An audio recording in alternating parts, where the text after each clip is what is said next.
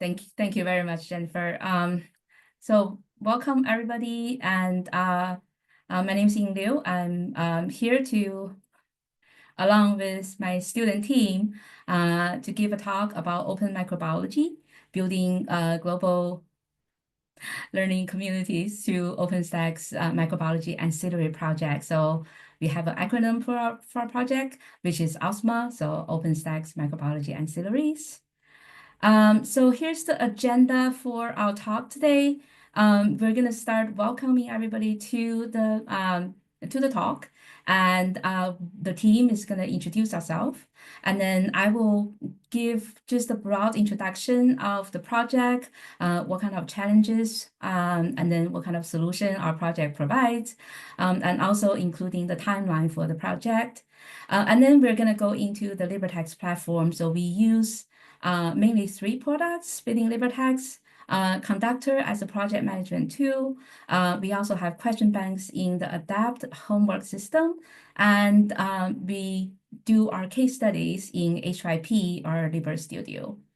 Our students are actually going to talk about the impact of international collaboration, and also bring their perspective in co-creating education content. Our project is actually very much equity-based. So we'll also briefly introduce a research study that we're working on, kind of focus on equity, and we call these EDI-focused case studies. And then we'll end with some future directions and huge acknowledgement for LibreText.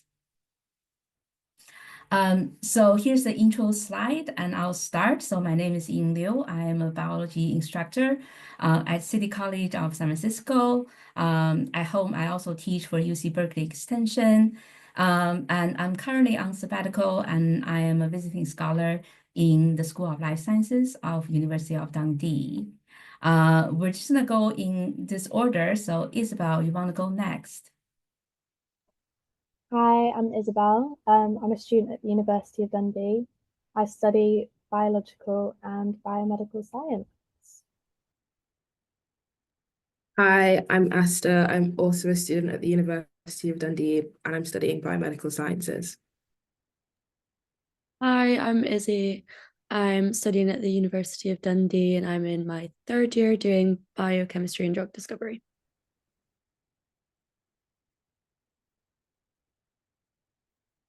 Hi, I'm Lauren. I study neuroscience, and I'm also in 3rd year.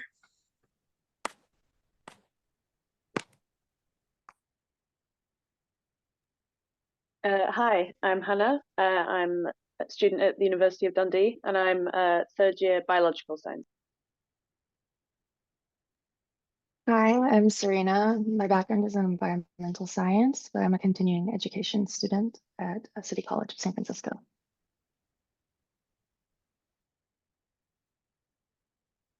And we have Grace, who cannot be here today. She's also a 2nd year student, and she's actually currently located in Toronto, so she's doing study abroad. And Saskia? Yeah, I'm Saskia. I'm in 3rd year at University of Dundee. I study molecular biology. Yeah. All right. Thank you guys for being here with me. All right. So here's an introduction of our project. So like I said, our acronym is OSMA. So why OSMA? So the first 3 letters literally stand for OpenStack's Microbiology, and it's a really high quality OER textbook. And based on the data that's actually collected by ASCCC OERI, at least 49 California community colleges instructors use it.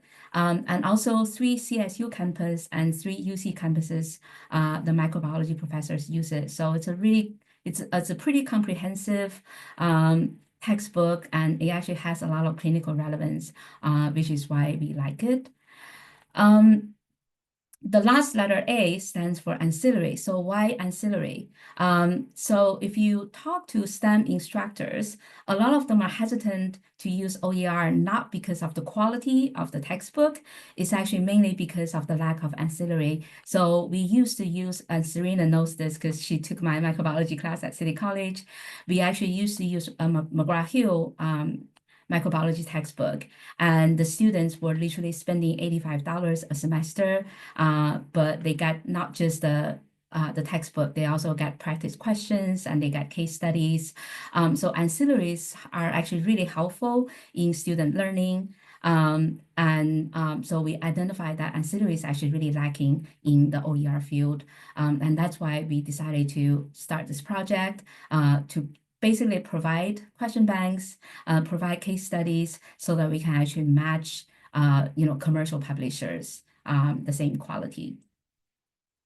So here's just a rough timeline for the project. So I actually have personally been involved in this project for about almost 5 years. So in 2019, the ASCCC OERI actually had a call for proposal. So I led a team of 9 microbiology instructors. So most of us are actually California Community College instructors, but we also have someone from a 4-year university, and we also have someone from Hawaii. So we sent in a proposal, we got funded, and our deliverable was basically we created a Canvas shell, which is located on Canvas Commons. So the OpenStax textbook has 26 chapters. So within the Canvas shell, we have 26 modules, and each chapter has question banks, has case studies, and concept maps. So basically each chapter actually has kind of a complete package of ancillaries. Moving forward, starting in the summer of 2023, we kind of decided that, so the Canvas shell has limited adoption, and we actually decided to move with LibreText because we really want our product to have a bigger impact. So it was actually started by Delmar, who harvested all the questions from the Canvas shell into LibreText Adapt, a homework system. And for this phase of the project, it was myself and also my friend Matt Schweitzer from Solona Community College, also in California, and Serena and another student. So the 4 of us were working on it. For this phase of the project, we were mainly working on the question bank questions, and the questions are already harvested into Adapt. So our main agenda over there is actually just to add feedback for all the questions. The aim was to for all the questions so that students know, why the correct answers are correct and then why the incorrect answers are not incorrect. Moving into 2024, we started working on case studies. So the case studies in the Canvas shell were actually Canvas new quizzes. We decided to use H5P, which is also called LibreStudio, to host our case studies. So last spring and summer, we had 4 students, including Serena and myself, working on it. And by the end of the summer, we have basically made more than half of the case studies. And then fast forward to fall 2024, so I moved to Dundee, and I'm embedded in the teaching unit of University of Dundee School of Life Sciences, and I managed to recruit these lovely ladies. So we end up having 7 Dundee students and then 2 San Francisco students. And by the end of December, we finished all 26 H5P case studies. So this next slide, we're going to start talking about some of the LibreText products that we're using. So this one is about Conductor. So Serena, do you want to take it away? Yeah, sure. So as we're all aware, like LibreText Conductor is a project management site. And so we really created the shell for our project overview within this conductor, and we're using it primarily to house like assignment deadlines and assign tasks to specific team members. If you go to our next slide, we have a list of everyone kind of who's been involved with this project, and everyone has had their a fair share of contributions that we can see in the conductor as we complete tasks and see like that overarching view of the progress we've made. In addition to conductor, we have done a lot of project management on Google Drive, just because it creates like a space where people can kind of edit collaboratively at the same time. And it can kind of account for more like the minute changes to the project that don't necessarily need to update the whole project overview. But if we go to the next slide, those project management documents in our drive can be also found on our conductor, and it creates like a streamlined place for all of us to find that information. As you can see, we have like, oh, you could go back. Oh.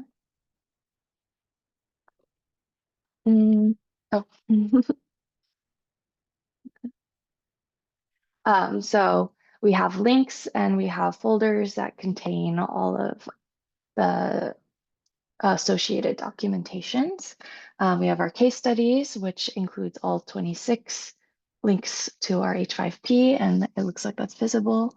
And then we have links to our research study survey results, so that we can use that for to like inform our case study building, and all of those problems that like exist in that platform. And then the next section, each assignment is broken up into our Google Doc creation, our review of that document, and then our final draft that we move over into LibreText products, which would either be on Adapt or the H5P in Libre Studio. And then that also goes through a review process. And the conductor allows us to really have an effective assignment deadline creation and keep us on track. You go to the next one. Yeah, so I just want to add, and Serena just said it, but one of the things we really love about using this taskbar for project management is actually, so once you assign specific tasks to each team member, and you set the deadline, the message gets pushed into everybody's email. So that makes it very easy to keep everybody on track.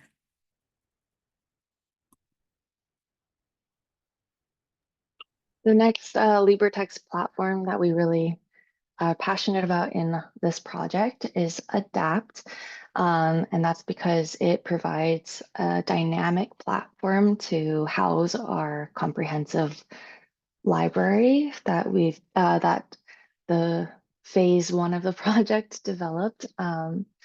And so in phase 2, we were really focusing on once those questions were converted over, we're focusing on creating feedback to ensure that students understand what they're learning, like why they're getting answers correct and why they're getting them wrong.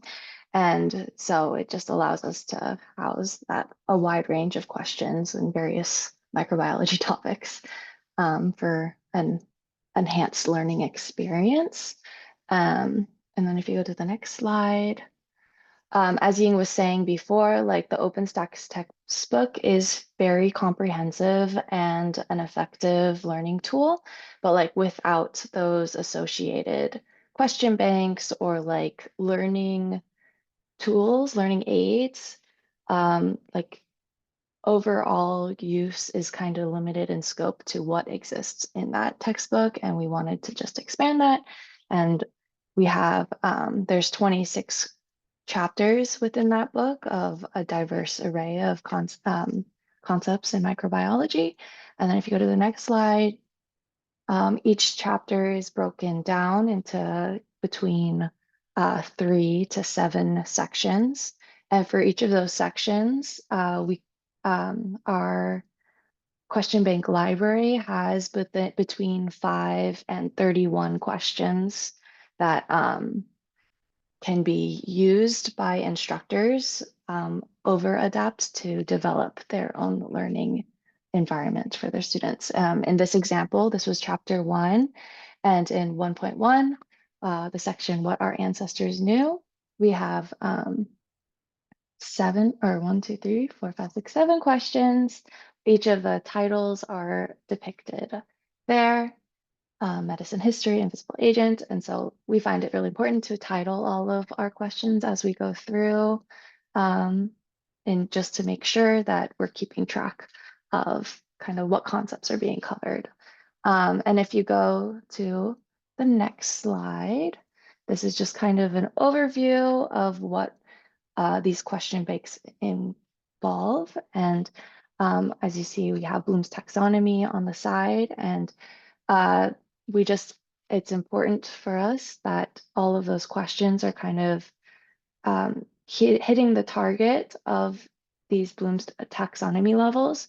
So within each section, there should be a question that kind of builds in from that remember level to that create level, so that students can kind of first establish their understanding and then expand on it.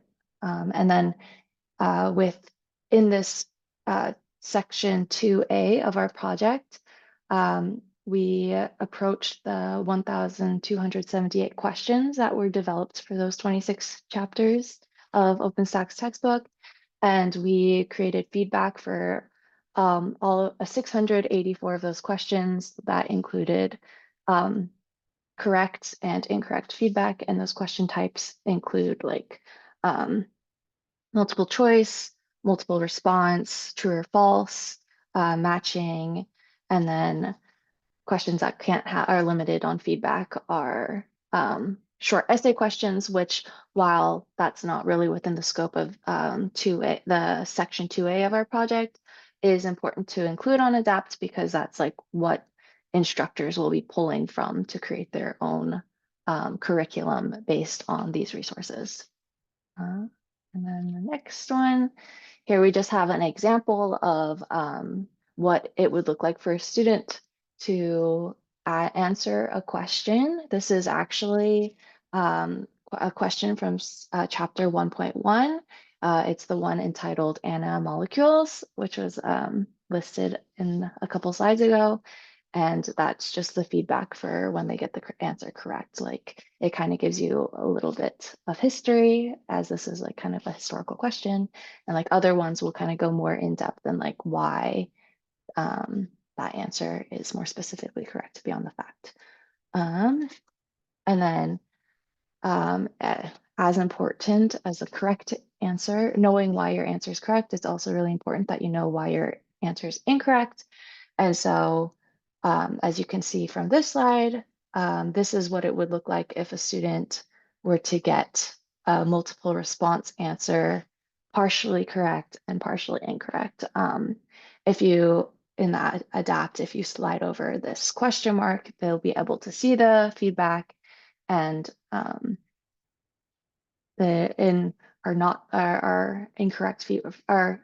feedback for incorrect responses, we think it's important to just recognize why students might have selected that answer or might have not selected that answer, which from the student perspective, going through these ADAPT questions was very helpful, because these are like the mistakes I was making just a few years ago. It's like kind of trying to remedy kind of that misunderstanding and get in the eyes of these users.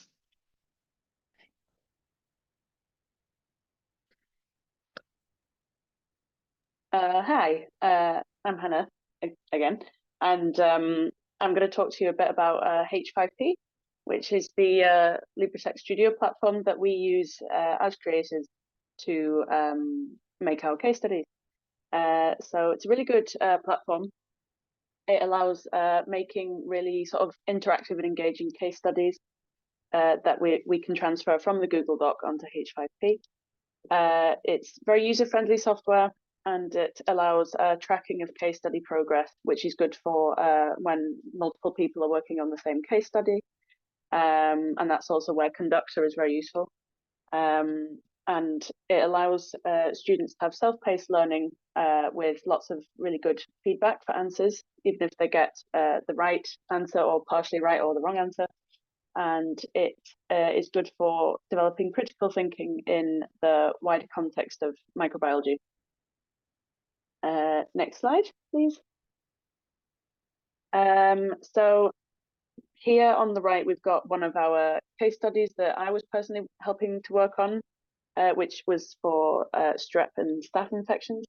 And the case studies involve a sort of introductory paragraph about what the case study will be about, and it'll have sort of patient information, lab tests, and resolution. And there'll be a lot of diverse question types to do with these. Lots of different types of questions, which I think I will talk about on the next slide. And then obviously you get feedback. Could you click on those links, Ying? I think that just to see what it looks like. Hopefully we can show you what it looks like. Here we are. So this is what we see when we are creating. So we'll have all of our case studies that we're working on not in order. So we'll just select the one we want to work on, and then we can edit it. And yeah, it's a really useful platform, and you can generate lots of different. Oh, sorry. Can we go back to the slideshow? Yeah. So I clicked too fast. So yeah, so we have two links. So one is basically what Hannah said. This is the collection of our 26 case studies, and the other link is actually a specific case study that Hannah worked on. So Hannah, you want to say something about the strep staph? Yeah. So I helped work on this case study, chapter 21, and it was about Sam, who was a college student, and then it was about his experience with the infection. And there's lots of, it's almost like a story that goes on to do with the case study, and then you'll get lots of interactive pictures and lots of different question types like drag the words, which we can see here. And on each question, you'll get some really good feedback about how you've answered the question. So it's a lot of fun to both read them and to create them, because you can get really creative with the types of questions you can do. I think we're all quite a fan of drag and drop, which is a good type of question to do. So we can go back to the PowerPoint. And next slide.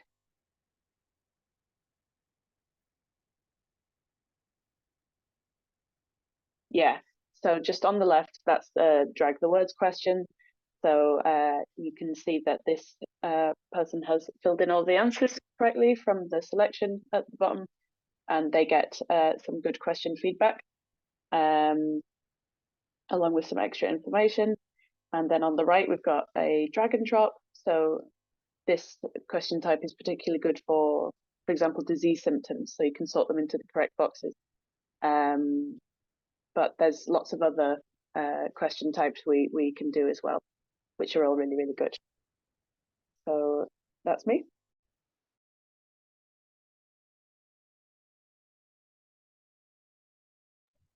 Hello, so I'm going to talk a bit about international collaboration and why that matters. So as we can see, we're based in 3 different countries. So the OSMA team started in the US in San Francisco with Ying and Serena. And then over in Dundee, we've got the bulk of the team. So obviously the rest of us on the call. And then over in Canada at the moment on a semester abroad is Grace. So as you can see, we're spread out across, well, internationally. If you wouldn't mind going on to the next slide. So the first one is we unite different perspectives. And that's really important to fulfill our aim of creating the most engaging questions we possibly can for students. So obviously by having different locations, we can come up with new points of view, new ideas, can bounce off each other. We meet weekly to just change, improve our work, share our progress, and improve on the case studies that we have so far. This creates a fresh approach so we can just create the most engaging content. And the collaboration of students at different institutions also encourages different input of learning preferences. Like Hannah was saying, we have lots of different question types like drag and drop, multiple choice, multiple response. So it just creates the best possible work for the people using our project. Working internationally, also, we've established quite a wide global network. Recently, we were submitting a survey for an EDI developing equity and diversity and inclusion in our case studies. And this was distributed in both San Francisco and in Dundee. So it basically maximizes the outreach to get as many people, as many input as possible. And this was massively helped by international collaboration. If we just had one place, we wouldn't get as many responses as we did. So that was really helpful. And then also this wider global network creates greater access to our resources. So more people can have access to them, use them. Obviously, accessible education is really important. So international collaboration definitely helps with this as well. And the institutional network also highlights the importance of this education as well. And then finally, our success as doing the project relies really on strong digital communication, and LibreText definitely helps this. So like I mentioned, we meet weekly to share our progress, to coordinate our tasks. We work together, so we worked internationally in separate teams working on case studies. So working across San Francisco, Canada, and Scotland, all in one, has been really helpful. And this develops interpersonal skills for the team as well, allowing us to make the most out of LibreText and Studio. It's a shared online resource that we can all follow and collectively develop all of our ideas in one place so we can stay organized, make sure everyone's on the same page despite our time zone differences. So yeah, I think it definitely helps produce the best version of our project and has helped it become what it is today over the past few months of us working on it together. And LibreText has allowed us to navigate the time zones and build the wider global network that we use today and create accessible, engaging content for students in our projects. So yeah, I think that's everything.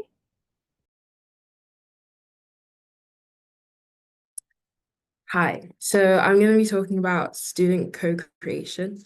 So what is student co-creation? It's where students are actively contributing to content development, and in our case, the learning resources and knowledge sharing. Within our team, this allows us to aid students to move beyond passive learning and really helping them understand active recall and taking ownership of their learning and their understanding. And the benefits of this is that it enhances engagement with learning resources. So if you know that a study resource is made by students for students, that perspective is brought with it, and so that really helps.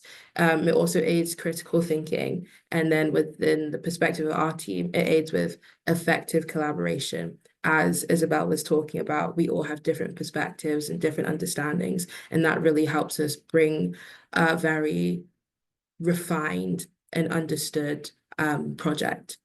Next slide, please. So why LibreText?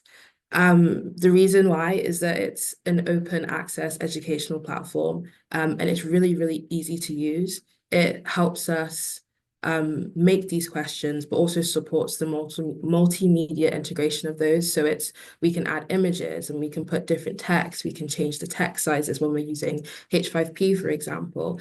And there is a massive, massive bank of question types that we could use, from multiple choice to drag and drop to fill in the blanks. And this really enforces that student co-creation aspect and that engagement with that learning resource, the fact that there's a variety of things that we can choose from to provide students with.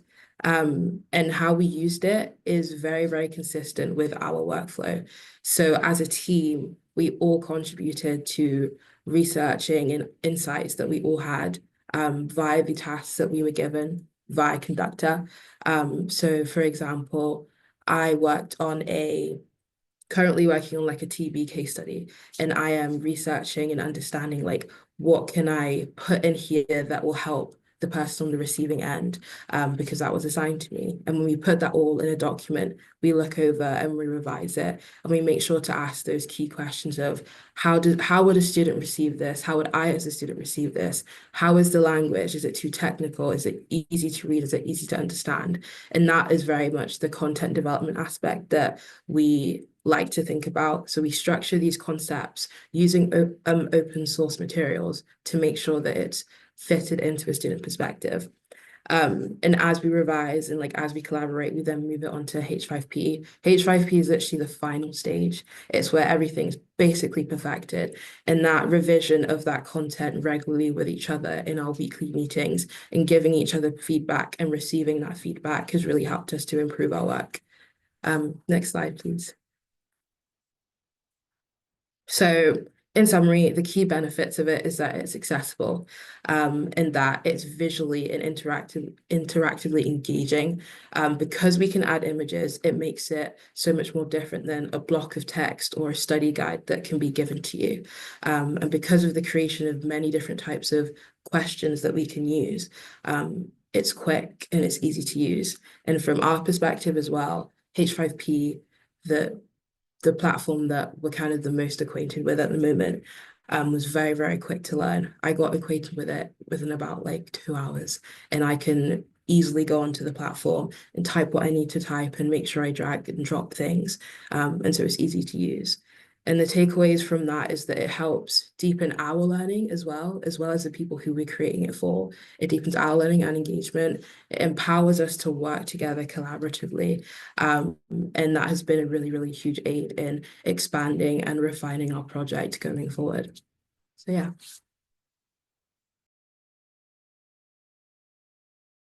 Hi, me next. So my kind of key message is written for students by students. So we have a real insight of how these students in the generation actually want to learn. So by making our by like our workflow and our case studies, I really know how the students will kind of respond to them and which kind of questions they like to see. And then so the next one, exposure to real world professional and medical terminology. So having that exposure to professional and medical terminology prepares us for our future careers, whether writing and publishing scientific journals or in healthcare. So a lot of the previous team have been pre-nursing students. So by reading up and using all the words in our case studies and in the question banks, it's kind of a prerequisite for a lot of our future healthcares. And yeah, so the enhanced communication and project management skills from the H5P and from the LibreText Conductor is a really valuable skill, because we can kind of plan everything out and we can see everything really clearly throughout the team and obviously throughout the globe, I guess, because we're such an international team. And aligning the case studies and the question banks with the LibreText or OpenStax textbook can kind of makes me revise in a way, which is really great, because we can work while we study, I guess, which is, yeah, I think that's really helpful.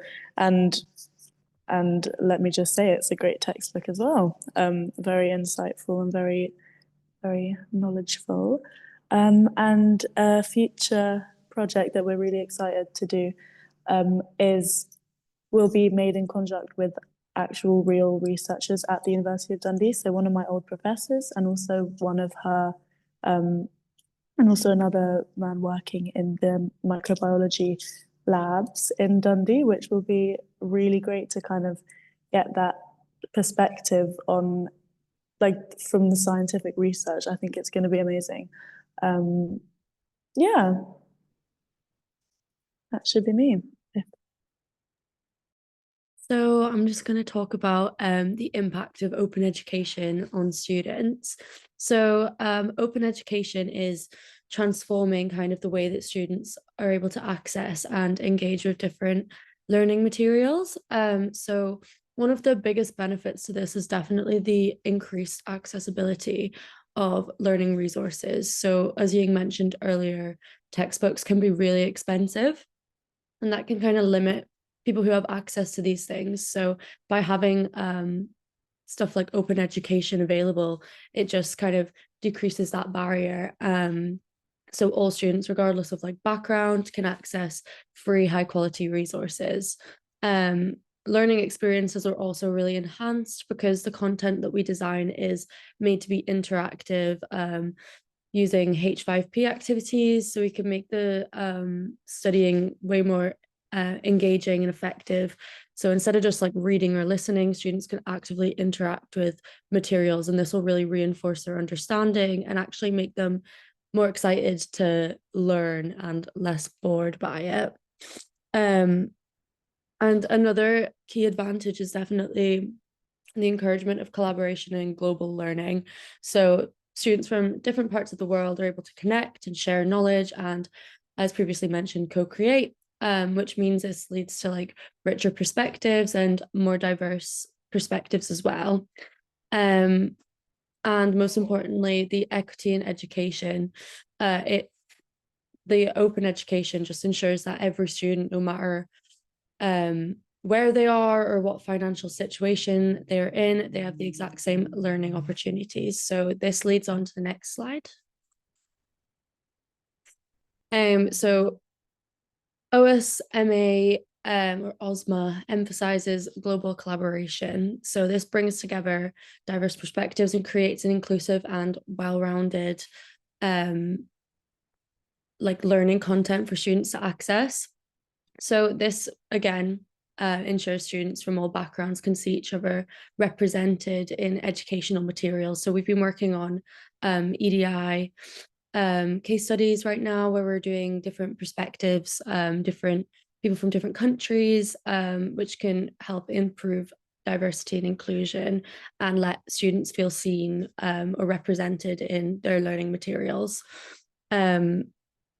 Another key focus is bridging STEM gaps, so supporting the underrepresented groups in science, making STEM more accessible to all, to whoever wants access to the content, they can have it. So by addressing these disparities, OSMA helps create more diverse and equitable scientific community.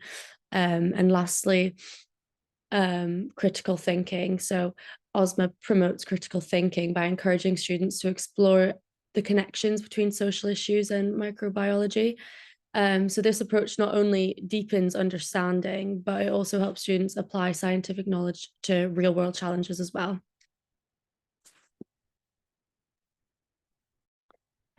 And as well, OSMA's equity-focused approach also ensures accessibility for learners. So free resources remove these financial barriers, which means you get equal access to quality education.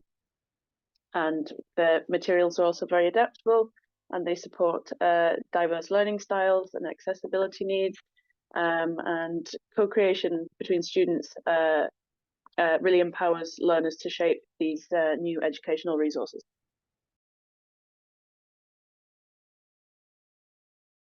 Thank you, everybody. So our students actually are really well versed, and they talk about the strengths of the project. And I'm just gonna use this as kind of a launch pad to talk about our research study a little bit. So our whole project is kind of based on open access, learning and teaching pedagogy, and also equity. So we're actually currently doing a research study where we are sending students pre-survey asking them to look at 3 of the case studies that we created: TB, HIV, and rabies. And then based on the feedback we receive, we're actually gonna expand our case study to include more of the EDI principles. What do we mean by that? We want to humanize the patients and the healthcare workers, and to add more diverse images to reflect our student diversity, right? So use underrepresented community members. We also want to add a little bit more context to the patient's backstory, so that, you know, we represent more diverse scenario. So some of the lessons that we have learned, Serena, is this one of your slides? I can talk about it. So a lot of the lessons we've learned has come from just like the dynamic nature of our team. Like through each stage of the project, we've really had many people come in with like their own passions and their own like perspective, which has been a real benefit to us, but it's also something that you have to kind of learn to work around. So it's something that we've learned. You need clear communication to really establish realistic expectations and realistic timelines with everything. Everyone on our team has like very filled schedules and are coming to this project due to our enthusiasm for open education resources and science learning overall. So it's like learning how to fit everyone's ideas and kind of capacities into the project. And that has been something that we've been able to do by creating some best practices, which includes platform training, but also really includes open collaboration, which is we have weekly meetings, either each in small groups or as a team as a whole. And we've been doing that since the start of this project. And we create like templates and guidelines to really ensure that there's consistency across all of our case studies and feedback that we're providing to students, because while like it's kind of one of those things where all of our like really strong features, like our understanding that different students have different learning modalities, is also something that we have to kind of harness to the best of our abilities in all of these case studies, because we don't want like one designed by, say, Esther to be completely focused on one learning modality versus one by Hannah to be completely different. We want to have like that consistency so that a student going through feels like their learning style is being touched in some way in all of the case studies and can connect to at least some part of all of our resources that we're creating. And that's really to have like a standardized template that templates that can be expanded upon and kind of, but like used as a guideline, as like a driving role. And then also ensuring that all of our resources are adhering to clear principles of like open source rules, and like following those practices overall has been really important. So we keep track of all of those things, and that's been done through effective like tracking and accountability with each other and with all of our kind of overarching resources. And so I think we are running short on time, so I'm just gonna very quickly. So that's the OSMA project. For my sabbatical, I'm actually working on an open Introduction to Microbiology OER textbook. And So for the textbook, which is connected to the project, what I'm trying to do is actually I want to make sure that each page contains the learning objectives so that the student expectation is very clear. And I'm also chunking the content. So it's based on the OpenStax microbiology textbook, but I make them shorter and I embed H5P questions along the way. So this is just one example of antibody. For example, there's a table of the 5 different type of antibody, and then there's H5P questions right underneath testing student about the abundancy of the 5 different types antibodies. And so each page of the textbook start with the learning objective, and then it ends with key concept summaries. And the case studies that we're creating, in the OSMA project will actually be embedded into the textbook as a complete package. So that's pretty much our project. And just looking ahead, the students actually have already kind of talked about these. So we are working on the EDI focused case studies. We're also talking with 2 Dundee microbiology researchers so that we can actually create Dundee specific case studies to incorporate their research into a biofilm case study, and also Pseudomonas aeruginosa, which is a known bug that's very antibiotic resistant. So we're creating these case studies specific for Dundee students. We're completing our research study, and in the future, we're actually working with Del Mar to expand biology learning trees. So we just want to take the opportunity to say a huge thank you to the LibreText team. So Del Mar actually has been providing funding for our student workers, and the team overall has been super responsive when it comes to technical problems. When it comes, anytime we submit a ticket, they actually respond super fast. So it's really easy to work with everybody on the LibreText team. And also just LibreText as a platform has so many diversity of platform, and we actually managed to create different kinds of questions, resources to improve student learning. And this is just kind of a list of everybody who's on the current team. So my email is over here. And if anybody has any question, please don't hesitate to reach out to me. Or if you want to talk to our students, you can get their contact information from me as well. So that's pretty much us. And we'll stop here and see if anybody has any questions.